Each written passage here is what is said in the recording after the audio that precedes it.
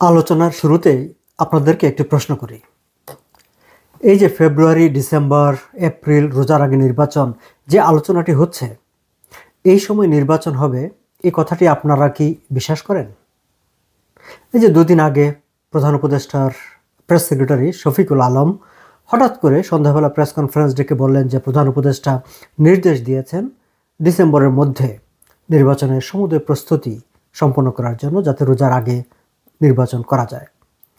এই যে নির্বাচনের প্রস্তুতি নিতে বলেছেন প্রধান উপদেষ্টা এবং রোজার আগে নির্বাচন করা যায়, তার এই কথাটি কি আপনারা বিশ্বাস করেন? আপনারা কি সত্যি সত্যি বিশ্বাস করেন যে ডক্টর মোহাম্মদ ইউনূস রোজার আগে নির্বাচন করতে চায়? আচ্ছা, আর একটু সহজ করে বলি যে ডক্টর ইউনূস নির্বাচন করতে চান, তিনি নির্বাচন দিতে চান, এই কথাটি কি আগে বিশ্বাস করেন? দর্শক, নির্বাচন হচ্ছে এই সময়কার সবচাইতে বেশি আলোচিত একটি বিষয়, কাঙ্ক্ষিত একটি বিষয় না। যারা ক্ষমতায় আছেন, ডক্টর ইউনূস কিংবা তার উপদেষ্টা পরিষদ কিংবা এনসিপি, জামাতে ইসলামী, তাদের কাছে নির্বাচন কাঙ্ক্ষিত কোনো শব্দ না, বরং তাদের কাছে নির্বাচন শব্দটা হচ্ছে খুব বিরক্তিকর শব্দ। সাধারণ মানুষের কাছে নির্বাচনটি হচ্ছে একটি কাঙ্ক্ষিত শব্দ, কারণ তারা মনে করে যে দেশে যত দ্রুত সম্ভব একটি নির্বাচিত সরকার প্রতিষ্ঠিত হওয়া দরকার, জনগণের সরকার প্রতিষ্ঠিত হওয়া দরকার। কিন্তু জনগণের সরকার প্রতিষ্ঠিত হবে কখন? এই যে শফিকুল আলম বললেন যে প্রধান উপদেষ্টা ডিসেম্বরের মধ্যে নির্বাচনের প্রস্তুতি সম্পন্ন করার কিংবা প্রস্তুতি নেবার নির্দেশনা দিয়েছেন, কিন্তু প্রধান উপদেষ্টা তার নিজের মনে আসলে কি আছে? দর্শক, এই প্রশ্নগুলো রেখে আপনাদেরকে আমি অন্য আরেকটি জায়গায় মনোযোগ দেওয়ার জন্য আহ্বান জানাচ্ছি। আপনারা যারা ঢাকার পত্রপত্রিকা, সব পত্রিকা আসলে ছাপা হয়েছে কিনা বিষয়টি আমি জানি না, কিন্তু দৈনিক প্রথম আলোতে একটি রিপোর্ট ছাপা হয়েছে যে বৃহস্পতিবার সন্ধ্যায় জাতীয় ঐক্যমত্য কমিশনের সহসভাপতি আলী রিয়াজ, যিনি সব সংস্কারের দায়িত্ব কাঁধে নিয়ে, গুরু দায়িত্ব কাঁধে নিয়ে দেশকে, বাংলাদেশকে একটি স্বর্গভূমিতে রূপান্তরিত করার দায়িত্ব নিয়ে বসে আছেন, সেই অধ্যাপক ডক্টর আলী রিয়াজ, তিনি প্রধান উপদেষ্টা ডক্টর ইউনূসের সঙ্গে একটি বৈঠক করেছেন। সাধারণত তারা বৈঠক করলে, সভা করলে একটি বিজ্ঞপ্তি দেন, কিন্তু এটি নিয়ে কোনো বিজ্ঞপ্তি প্রচার করেছেন কিনা আমার চোখে পড়েনি। তো খুব সম্ভবত তারা বিজ্ঞপ্তি কোনো প্রচার করেনি, কারণ এই রিপোর্টে প্রথম আলো এক জায়গায় উল্লেখ করেছে যে রাজনৈতিক দলগুলোর সঙ্গে ঐক্যমত্য কমিশনের পক্ষ থেকে লিয়াজোগ করার দায়িত্বে নিয়োজিত মনির হায়দার স্বীকার করেছেন যে বৈঠকটি হয়েছে। তো একজন যখন স্বীকার করেন বৈঠক হয়েছে, তখন মনে হয় যে বৈঠকটি আসলে পাবলিক বৈঠক ছিল না, বা জনগণকে জানিয়ে বৈঠকটি করা হয়নি, অনেকটা না জানিয়ে বৈঠক করা হয়েছে।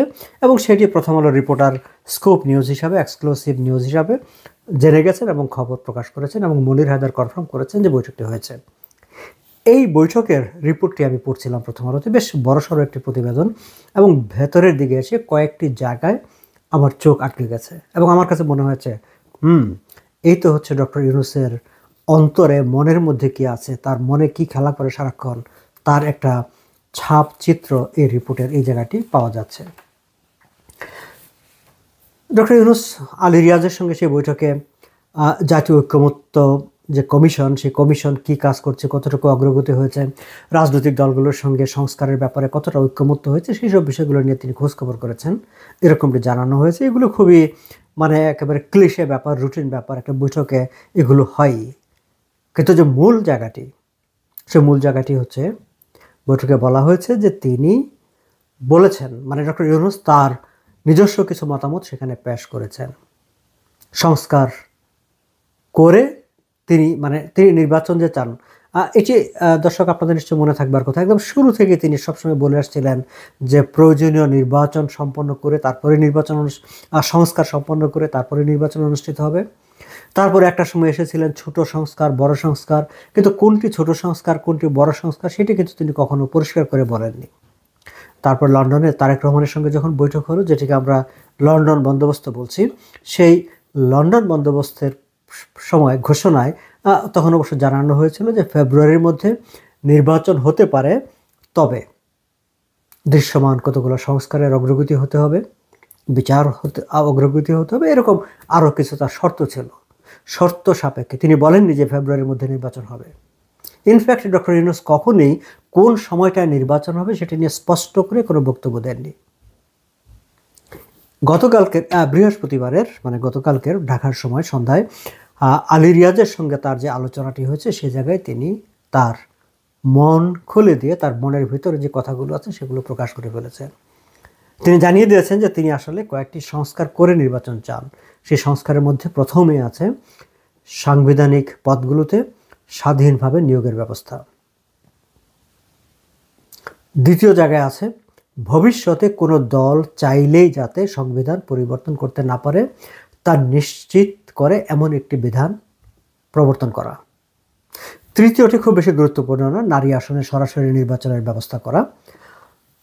দর্শক খেয়াল করবেন যে তিনটি শর্তের কথা তিনি সেখানে বলেছেন যে তিনি চান এসব সংস্কার নিশ্চিত করে, প্রথম আলো ঠিক কীভাবে লিখছে যে এসব সংস্কার নিশ্চিত করেই নির্বাচনের পক্ষে তিনি মত দেন। অর্থাৎ ডক্টর ইউনূস তার সাফ জানিয়ে দেন যে নির্বাচন তখনই হবে যখন এই তিনটি শর্ত পূরণ হবে বা এই তিনটি শর্তের ব্যাপারে ঐকমত্য প্রতিষ্ঠিত হবে। এখন এই তিনটি শর্ত কি জুলাই সনদে যাবে? তার এই বক্তব্য সূত্র থেকে মনে হয় যে জুলাই সনদেও হয়তো এই বিষয় থাকবে। জাতীয় ঐকমত্য কমিশনের যে রাজনৈতিক দলগুলোর মধ্যে সমঝোতার যে চেষ্টা করছে, ঐকমত্য প্রতিষ্ঠার কথা যেটি বলা হচ্ছে, সেই জায়গায় ডক্টর ইউনূসের চাওয়া হচ্ছে এই তিনটি বিষয়ে রাজনৈতিক দলকে এগ্রি করতে হবে। এখন আমরা যদি বর্তমান বাস্তবতার দিকে তাকাই তাহলে আমরা কি দেখি? আমরা দেখেছি যে জাতীয় ঐকমত্য কমিশন বিভিন্ন রাজনৈতিক দলগুলোর সঙ্গে অনেক দিন ধরে বৈঠক করছে, দফায় দফায় বৈঠক হয়েছে। সেই বৈঠকে অনেক বিষয়ে ঐকমত্য হয়েছে, আবার অনেক বিষয়ে ঐকমত্য হয়নি। কিন্তু যেই বিষয়গুলোতে এখন পর্যন্ত দ্বিমত আছে, বিশেষ করে প্রধান রাজনৈতিক দল বিএনপির ভিন্নমত আছে যেই বিষয়গুলোতে, তার মধ্যে ডক্টর ইউনূসের যে আকাঙ্ক্ষা, সেই আকাঙ্ক্ষার অন্তত গুরুত্বপূর্ণ যে দুটি শর্ত, সেই দুটি শর্তই বিএনপি এখন পর্যন্ত মানতে সম্মত হয়নি। সাংবিধানিক পদগুলোতে স্বাধীনভাবে নিয়োগের ব্যবস্থা করার জন্য তারা একটা এনসিসি নামে একটি আলাদা প্রতিষ্ঠান করার প্রস্তাব করেছিলেন, যেটি বিএনপি প্রবলভাবে বিরোধিতা করেছে, আরও অনেকেই বিরোধিতা করেছে। এবং সেটি আসলে খুবই এক ধরনের আরও একটা কমপ্লেক্স, পুরো পরিবেশটাকে আরও জটিল করে তোলার এবং আরও বেশি মানে একটা ক্ষমতা বিশেষ গোষ্ঠীর হাতে, অনির্বাচিত কিছু লোকের হাতে কক্ষিগত করে দেওয়ার একটি তাদের যে আকাঙ্ক্ষা, সেই আকাঙ্ক্ষা মূলত এই জায়গাটা এই এনসিসির মাধ্যমে তারা প্রতিষ্ঠিত করতে চেয়েছেন, পূরণ করতে চেয়েছেন, যেটি অত্যন্ত রাইটলি বিএনপি সেটি বিরোধিতা করেছে। যে সাংবিধানিক পদগুলোতে স্বাধীনভাবে নিয়োগের জন্য যে এনসিসি নামে আলাদা একটি কাঠামো গঠনের যে ইচ্ছা ঐকমত্য কমিশন কিংবা সংস্কার কমিশন কিংবা ডক্টর ইউনূস তার প্রধান শর্ত হিসাবে সামনে হাজির করেছেন, সেটির বিরোধিতা করেছে বিএনপি। আমার কাছে এটি আরও বেশি ডেঞ্জারাস মনে হয়েছে তার যে দ্বিতীয় শর্তটি, ভবিষ্যতে কোনো দল চাইলেই যাতে সংবিধান পরিবর্তন করতে না পারে। তার মানে কি? অর্থাৎ তারা এসে ৭২-এর সংবিধান ফেলে দিবেন, আগের যত সংবিধানের যা কিছু আছে সব তারা মানে ধুমড়ে মুচড়ে ছিঁড়ে ফেলে দিবেন, তারা যা খুশি তা করতে পারবেন। None of them are elected, public তাদেরকে ম্যান্ডেট দেয়নি to change the constitution. In fact যেসব সংস্কারের প্রস্তাব তারা নিয়ে এসেছেন সেই সব সংস্কার করারও তাদের কোনো নৈতিক এখতিয়ার নাই, কোনো আইনগত ভিত্তি নাই, জনগণের কোনো ম্যান্ডেট নাই। এখন তারা এই সবই করতে পারবে, তারা বর্তমানের সংবিধান ফেলে দিতে পারবেন, কিন্তু তারা যেটি করে দিয়ে যাবেন, তারা এটির আবার গ্যারান্টি চাচ্ছেন ডক্টর ইউনূস যে তারা যেটি করে দিয়ে যাবেন সেটি আর কেউ এসে পরিবর্তন করতে পারবে না। কেন? 2/3 মেজরিটি নিয়ে কেউ যদি জাতীয় সংসদে নির্বাচিত হয়ে এসে সরকার গঠন করে, তারা তাদের মতো করে সংবিধান পরিবর্তন করতে চাইলে করতে পারবে না। কিন্তু ডক্টর ইউনূস চাইছেন যে না, তিনি যা করে দিয়ে যাবেন তাই থাকবে আজীবনের জন্য এই বাংলাদেশ, তার প্রদর্শিত পথে বাংলাদেশ চলবে, আর কোনো কিছু করা যাবে না।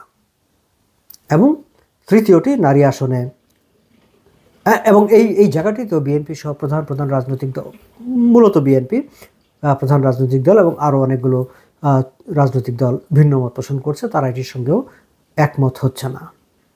আর তৃতীয়টি যে নারী আসনে সরাসরি নির্বাচনের ব্যবস্থা করা, এটি নিয়ে আলোচনা হতে পারে, হয়তো কেউ মানবেন কেউ মানবেন না।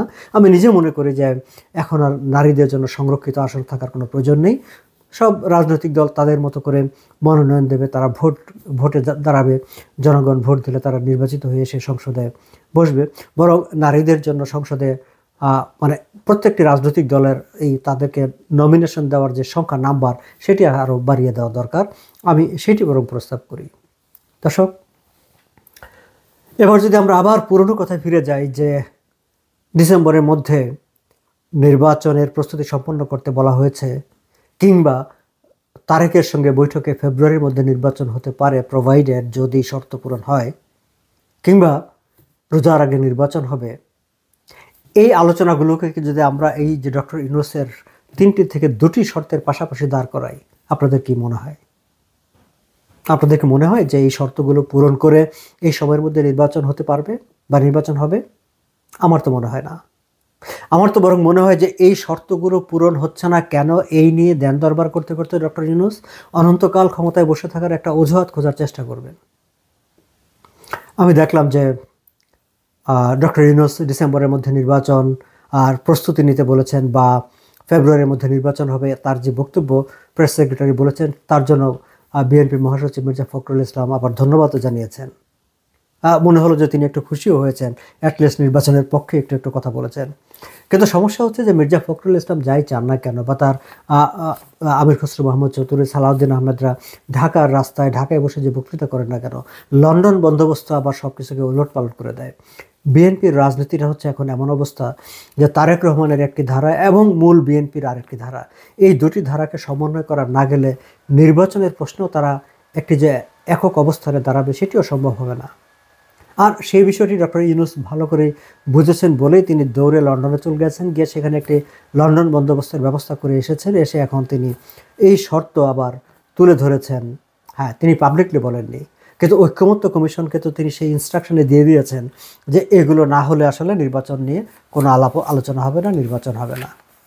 এখন আমরা অপেক্ষা করব দেখার জন্য যে বিএনপি ডক্টর ইউনূসের এই আকাঙ্ক্ষা, তার শর্ত, তার সঙ্গে সেই একাত্ম ঘোষণা করে সেই শর্ত পূরণ করে নির্বাচনের জন্য অনন্তকাল অপেক্ষা করবে, নাকি তারা আসলে তাদের যে নির্বাচনের যে চাওয়াটা, নির্বাচনের যে দাবি, যেটি নিয়ে তারা মানে এর আগে সোচ্চার হয়েছিল, লন্ডন বন্দোবস্তের পর সেগুলো আবার একটু স্থিমিত হয়ে গেছে, তারা আবার নতুন করে নির্বাচনের দাবিতে আরও সোচ্চার হবে।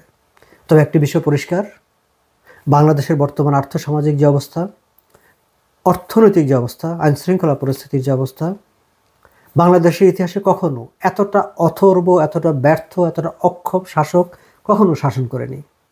একটা অক্ষম শাসন ব্যবস্থা থেকে দেশের মানুষকে রক্ষা করার জন্য যে একটি যত দ্রুত সম্ভব একটা নির্বাচিত সরকার দরকার, নির্বাচিত সরকারের হাতে দেশের শাসনভার ন্যস্ত হওয়া দরকার। সেই দরকার পূরণে, সেই চাহিদা পূরণে রাজনৈতিক দল, সুশীল সমাজ, যদিও এখন দেশে এটা এক্সিস্ট করে না, কিন্তু তবু মানুষজন কতটা চাপ তৈরি করবে, কতটা সোচ্চার হবে, সেটি দেখার অপেক্ষায় থাকলাম আমরা। আজ এই পর্যন্তই। ভালো থাকবেন।